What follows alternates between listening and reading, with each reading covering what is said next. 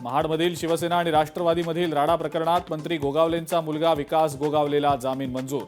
विकास गोगावलेसह शिवसेनेच्या 8 आरोपींनाही जामीन मंजूर।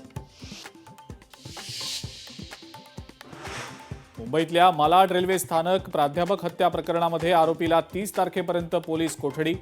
सीसीटीव्ही फुटेजमध्ये आरोपीच्या हातात काहीच दिसत नाही।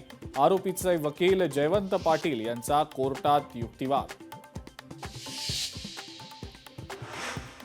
कल्याण डोंबिवलीमध्ये आम्ही विरोधी बाकांवर बसू, वरुण सरदेसाईंचं वक्तव्य। तर मनसेनं निर्णय घेण्याआधी आमच्याशी चर्चा करायला हवी होती, वरुण सरदेसाईंकडनं उघड नाराजी व्यक्त। जलील यांच्या वक्तव्यावरनं टीकेची झोड। हिरव्या सापांना औरंगजेबाच्या बाजूला दफन करणार, नितेश राणेंचा इशारा।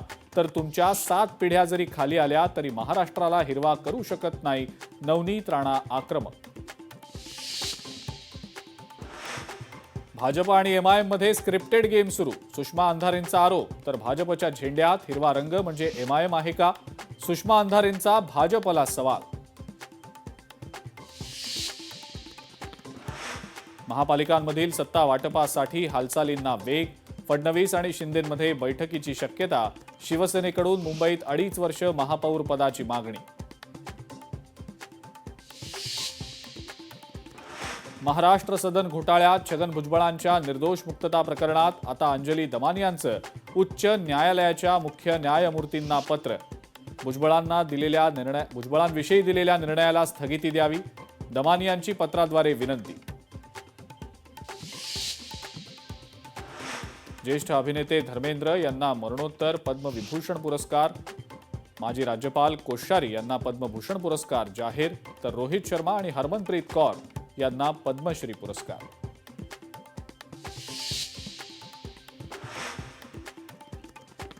पद्म पुरस्कारांची घोषणा। महाराष्ट्रातल्या लोकनाट्य, कृषी, वैद्यकीय क्षेत्राला मिळाला बहुमान।